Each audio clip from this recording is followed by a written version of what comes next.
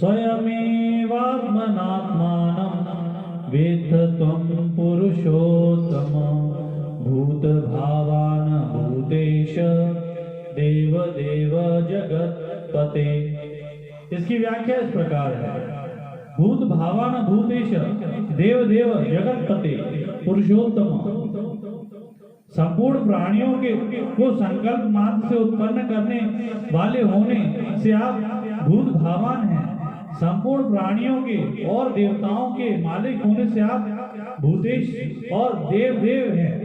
जड़ चेतन स्थावर जंगम मात्र जगत का पालन पोषण करने वाले होने से आप जगतपति हैं। और संपूर्ण पुरुषों में उत्तम होने से आप लोक में और वेदों में पुरुषोत्तम नाम से कहे गए हैं। गीता 15वें अध्याय का 18वां श्लोक। इस श्लोक में 5 संबोधन आए हैं। इतने संबोधन गीता भर में दूसरे किसी भी श्लोक में नहीं आए। कारण कि भगवान की विभूतियों की ओर भक्तों पर कृपा करने की बात सुनकर अर्जुन में भगवान के प्रति विशेष भाव पैदा होते हैं और उन भावों में विभोर होकर वे भगवान के लिए एक साथ 5 संबोधनों का प्रयोग करते हैं। स्वयमेवात्मनात्मानं वेत्थ त्वं। भगवान आपने आपको अपने आप से ही जानते हैं। अपने आप को जानने में उन्हें किसी प्राकृत साधन की आवश्यकता नहीं होती। अपने आप को जानने में उनकी अपनी कोई वृत्ति पैदा नहीं होती, कोई जिज्ञासा भी नहीं होती। किस कारण अंतःकरण और बहिःकरण की आवश्यकता भी नहीं होती।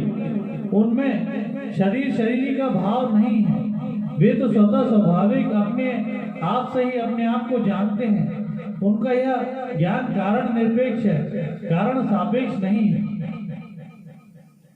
इस श्लोक का भाव यह है कि जैसे भगवान अपने आप को अपने आप से ही जानते हैं, ऐसे ही भगवान के अंश जीव को भी अपने आप से अपने आप को अर्थात अपने स्वरूप को जानना चाहिए। अपने आप को अपने स्वरूप को का जो ज्ञान होता है वह सर्वथा कारण निरपेक्ष होता है। इसलिए इंद्रिय मन बुद्धि आदि से अपने स्वरूप को नहीं जान सकते। भगवान का अंश होने से भगवान की तरह जीव का अपना ज्ञान भी कारण निरपेक्ष है। विभूतियों का ज्ञान भगवान में दृढ़ कराने वाला है। अतः अब आगे के 3 श्लोकों में अर्जुन भगवान से विभूतियों को विस्तार से कहने के लिए प्रार्थना करते हैं। वक्तुमर्हस्य शेषं दिव्याध्यात्म विभूतयः या विभूतिर्लोकानि मास्त्वां व्याप्य तिष्ठसि। इसकी व्याख्या इस प्रकार है। भगवान ने पहले 7वें श्लोक में यह बात कही थी कि जो मनुष्य मेरी विभूतियों को और योग को तत्व से जानता है उसका मेरे में अटल भक्ति योग हो जाता है। उसे सुनने पर अर्जुन के मन में आया कि भगवान में दृढ़ भक्ति होने का यह बहुत सुगम और श्रेष्ठ उपाय है। क्योंकि भगवान की विभूति को और योग को तत्व से जानने पर मनुष्य का मन भगवान की तरफ स्वाभाविक ही खिंच जाता है और भगवान में उनकी स्वाभाविक ही भक्ति जागृत हो जाती है। अर्जुन अपना कल्याण चाहते हैं और कल्याण के लिए उनको भक्ति ही सर्वश्रेष्ठ उपाय दिखती है। इसलिए अर्जुन कहते हैं कि जिन विभूतियों को आप संपूर्ण लोगों को व्याप्त करके स्थित हैं उन अलौकिक विलक्षण विभूतियों का विस्तार पूर्वक संपूर्णता से वर्णन कीजिए। कारण कि उनको कहने में आप ही समर्थ हैं। आपके सिवाय उन विभूतियों को और कोई नहीं कह सकता। वक्तुमर्हस्य शेषं।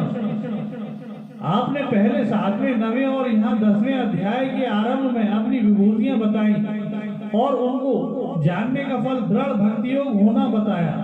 अतः मैं आपकी सब विभूतियों को जान जाऊं और मेरा भी आप में दृढ़ भक्ति योग हो जाए।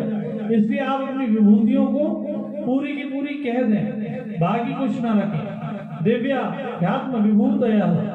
विभूतियों को दिव्य कहने का तात्पर्य है कि संसार में जो कुछ विशेषता दिखती है वह मूल में दिव्य परमात्मा की ही है, संसार की नहीं। अतः संसार की विशेषता देखना भोग है और परमात्मा की विशिष्टता देखना विभूति है, योग है। कथम विद्यामहं योगिस्त्वाम सदा परिचिन्तयन् केषु केषु च भावेषु चिन्तयोसि भगवन् मया। 7वें श्लोक में भगवान ने कहा कि जो मेरी विभूति और योग को तत्व से जानता है वह अविचल भक्ति योग से युक्त हो जाता है। इसलिए अर्जुन भगवान से पूछते हैं कि हरदम चिंतन करता हुआ मैं आपको कैसे जानूं। 8वें अध्याय के 14वें श्लोक में भगवान ने कहा कि जो अनन्य चित्त होकर नित्य निरंतर मेरा समर्पण स्मरण करता है उस योगी को मैं सुलभता से प्राप्त हो जाता हूँ। फिर 9वें अध्याय के 22वें श्लोक में कहा कि जो अनन्य भक्त निरंतर मेरा चिंतन करते हैं उनका योगक्षेम मैं वहन करता हूँ। इस प्रकार चिंतन की महिमा सुनकर अर्जुन कहते हैं कि जिस चिंतन से मैं आपको तत्व से जानूं वह चिंतन कहाँ करूं। इस वस्तु व्यक्ति देश काल घटना परिस्थिति आदि में आपका चिंतन करूं। यह चिंतन करना साधन है और भगवान को तत्व से जानना साध्य है।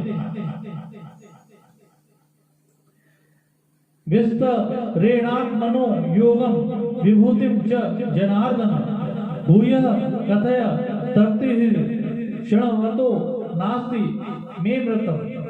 इसकी व्याख्या इस प्रकार है। भगवान ने 7वें और 9वें अध्याय में ज्ञान और विज्ञान का विषय खूब कह दिया। इतना कहने पर भी उनकी तृप्ति नहीं हुई, इसलिए 10वें अध्याय अपनी ओर से ही कहना शुरू कर दिया। भगवान ने 10वें अध्याय आरंभ करते हुए कहा कि तू फिर मेरे परम वचन को सुन। ऐसा सुनकर भगवान की कृपा और महत्ता की तरफ अर्जुन की दृष्टि विशेषता से जाती है और वे भगवान से फिर सुनाने के लिए प्रार्थना करते हैं। अर्जुन कहते हैं कि आप अपने योग और विभूतियों को विस्तार पूर्वक फिर से कहिए, क्योंकि आपके अमृतमय वचन सुनते हुए तृप्ति नहीं हो रही है। मन करता है कि सुनता ही चला जाऊं। भूयः कथय तृप्तिर्वतो नास्ति मे मृतम्। अर्जुन श्रेय का साधन चाहते हैं। गीता 2 अध्याय का 7वां, 3 अध्याय का 2 और 5वें अध्याय का 1 श्लोक। और भगवान ने विभूति एवं योग के तत्व से जानने का फल अपने में दृढ़ भक्ति होना बताया। गीता 10वें अध्याय का 7वां श्लोक। इसलिए अर्जुन को विभूतियों को जानने वाली बात बहुत सरल लगी कि मेरे को कोई नया काम नहीं करना है, नया चिंतन नहीं करना है, अभी तो जहाँ कहीं विशेषता आदि को लेकर मन का स्वाभाविक खिंचाव होता है वहीं उस विशेषता को भगवान की मानना है। इससे मन की वृत्तियों का प्रभाव संसार में न होकर भगवान में हो जाएगा, जिससे मेरी भगवान में दृढ़ भक्ति हो जाएगी और मेरा सुगमता से कल्याण हो जाएगा। कितनी सीधी सरल और सुगम बात है। इसलिए अर्जुन विभूतियों को फिर कहने के लिए प्रार्थना करते हैं। अर्जुन की प्रार्थना स्वीकार करके भगवान अब आगे के श्लोक में अपनी विभूतियों और योग को कहना आरंभ करते हैं। श्री भगवान वाच हंतते कथा यिष्यामि दिव्या ह्यत्म विभूतयः प्राधान्यतः कुरुश्रेष्ठ नस्त्यन्तो विस्तरस्यमि। इसकी व्याख्या इस प्रकार है। योग और विभूति कहने के लिए अर्जुन की जो प्रार्थना है उसको हंत अव्यय से स्वीकार करते हुए भगवान कहते हैं कि मैं अपनी दिव्य अलौकिक विलक्षण विभूतियों को तेरे लिए कहूंगा। योग की बात भगवान ने आगे 41वें श्लोक में कही। दिव्या कहने का तात्पर्य है कि जिस किसी वस्तु व्यक्ति घटना आदि में जो कुछ भी विशेषता दिखती है वह वस्तुतः भगवान की है, इसलिए उसको भगवान की ही देखना दिव्यता है और वस्तु व्यक्ति आदि की देखना अदिव्यता अर्थात लौकिकता है। प्राधान्यतः पुरुषश्रेष्ठ नस्त्यन्तो विस्तरस्यमि। जब अर्जुन ने कहा कि भगवान आप अपनी विभूतियों को विस्तार से पूरी की पूरी कह दें, तब भगवान कहते हैं कि मैं अपनी विभूतियों को संक्षेप में कहूंगा, क्योंकि मेरी विभूतियों का अंत नहीं है। पर आगे 11वें अध्याय में जब अर्जुन बड़े संकोच से कहते हैं कि मैं आपका विश्व रूप देखना चाहता हूं, अगर मेरे द्वारा वह रूप देखा जाना शाक्य है तो दिखा दी। तो भगवान कहते हैं पश्चिम पार्थ रूपाणी, अर्थात तू मेरे रूप को देख ले। रूपों में कितने रूप हैं, क्या दो चार नहीं सैकड़ों हजारों रूपों को देख। इस प्रकार यहाँ अर्जुन को विस्तार से विभूतियां कहने की प्रार्थना सुनकर भगवान संक्षेप में विभूतियां सुनने के लिए कहते हैं, और वहां अर्जुन की एक रूप देखने की प्रार्थना सुनकर भगवान सैकड़ों हजारों रूप देखने के लिए कहते हैं। विभूतियां और योग इन दोनों में से पहले भगवान 20वें श्लोक से 39वें श्लोक तक अपनी 82 विभूतियों का वर्णन करते हैं। अहमात्मा गुणाकेश सर्वभूताशय स्थितः, अहमादिश्च मध्यम च भूतानामंत एव च। इसकी व्याख्या इस प्रकार है।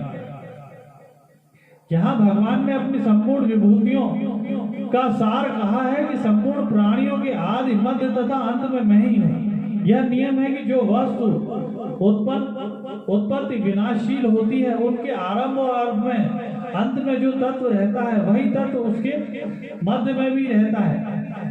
अर्थात जो वस्तु जिस तत्व से उत्पन्न होती है और जिसमें लीन होती है, उस वस्तु के आदि मध्य और अंत में वही तत्व रहता है। साधक इन विभूतियों का उपयोग कैसे करे, इसे बताते हैं कि जब साधक की दृष्टि प्राणियों की तरफ चली जाए, तब वह संपूर्ण प्राणियों में आत्मस्वरूप भगवान ही है, इस तरह भगवान का चिंतन करे। जब किसी विचारक साधक की दृष्टि सृष्टि की तरफ चली जाए, तब वह उत्पत्ति विनाशील और हरदम परिवर्तनशील सृष्टि के आदि मध्य और अंत में एक भगवान की ही है, इस तरह भगवान का चिंतन करे। कभी प्राणियों के मूल की तरफ उसकी दृष्टि चली जाए, तब वह बीज रूप से भगवान ही है। भगवान के बिना कोई चर अचर प्राणी नहीं और हो सकता भी नहीं है। भगवान के बिना कोई चर अचर प्राणी नहीं है और हो सकता भी नहीं। इस तरह भगवान का चिंतन करें। संपूर्ण प्राणियों के आदि मध्य और अंत में भगवान ही है। इसका तात्पर्य यह है कि एक भगवान के सिवाय और कुछ है ही नहीं, अर्थात सब कुछ भगवान ही है। भगवान श्री कृष्ण समग्र है और आत्माओं की विभूति। आत्मा भगवान की परा प्रकृति है और अंतःकरण अपरा प्रकृति। गीता 7वें अध्याय का 4-5वां श्लोक।